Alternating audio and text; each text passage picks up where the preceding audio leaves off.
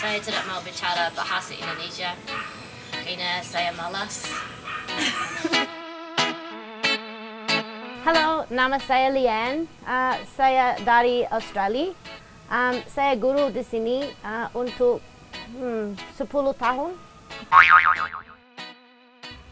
You never really know what's going to happen next.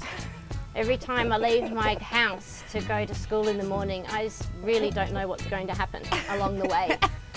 And that keeps it exciting for me. There's still always the element of a challenge here. I can't even go into detail with all the traffic incidences that you see here. Is this kind of excitement a positive thing? Or? Well, I think it is a positive thing because it keeps me here. It's very entertaining. I haven't got bored yet. In Indonesia, in Jakarta especially, there's always people around, whatever time of night it is. Most of the time they're around a lot more in the early hours of the morning or at night when people in Australia are in bed. That's really interesting. So yeah. I find it very safe to walk around the streets here. Yeah, there's always a witness. Absolutely, many of them. Wherever you are, there is some sort of warung in walking distance. Yeah. I find that their sleeping patterns are a bit different, so they do tend to do a lot of things at night time. Whereas back in my hometown, shops are closed at 5. So if I want to get something more, a bit tough luck for me. There's always someone cooking something different, or they're having a chat, or there's some people together having coffees, or they're watching the football on TV and they're laughing and joking together. And it's nice. It's nice. I find that Indonesia puts a lot of sugar in everything. And if I want to have a dessert, I'll have a dessert, but I don't like having a dessert in my main meal. Yeah. And I never got this right, but I always wanted satay ayam, but with no sauce on it. But I never knew how to say put the sauce on the side or don't give me any sauce. And they'd always give me sauce. Now, I just say, saya mau satay ayam, tidak mau saus.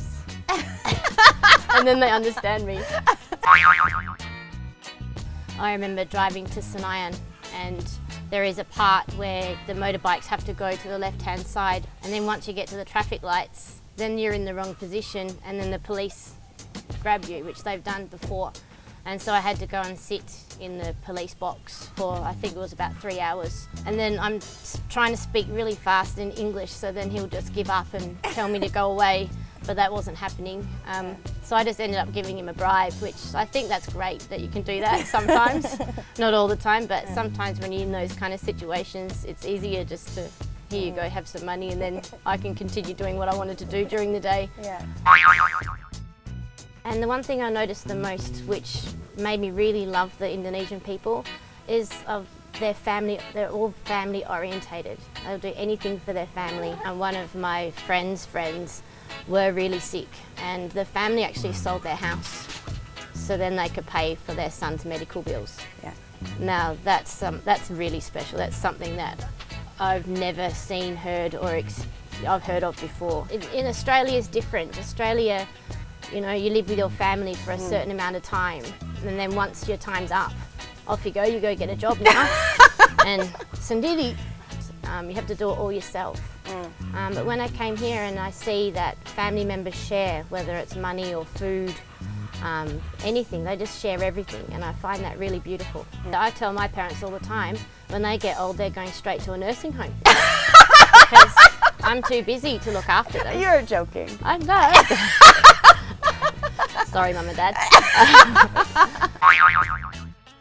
I don't like the attitude that people have about animals, for example. I don't like animals being put in cages. I've been to the zoo here, and I found that a really disappointing and quite sad experience. Quite a few of my friends have dogs, but then dogs are frowned upon here, and you know, even trying to find a place to live here in Jakarta and you have a dog is really difficult. Environmental issues too. Like, so I don't know how many times on my journeys to work in the morning or wherever I go on my motorbike, people throwing rubbish out their car windows. I was at a warung, and this guy was ordering one of those coffees in the plastic bag. Oh yeah. And then never really saw that in Australia. Yeah. So he drank his coffee and then he put the plastic on the ground. Now the bin is just there, Yeah. right next to him. So I always have to say something, and I do. I say, excuse me, you need to put your bin. I know bin, sampah. Yeah. Sampah, di sini. And what's the reaction? Laugh. They Wow. smile and laugh. Sometimes they'll pick it up and put it in the bin. Most times they smile and laugh and walk away. I used to live in Jati Padang area, in quite a strict Muslim kind of area. I went away for holidays, and then when I came back, my next door neighbours set up a wedding in front of my house. And the tent was set up in front of my door. And my garage was being used as part of the wedding, as well as their garage. And I'm just like, what's going on here? I've never heard of anyone setting up a wedding in front of someone else's house before. So I thought that was a bit strange. Mudah-mudahan kita bisa belajar dari pengalaman Miss Leanne. Bye.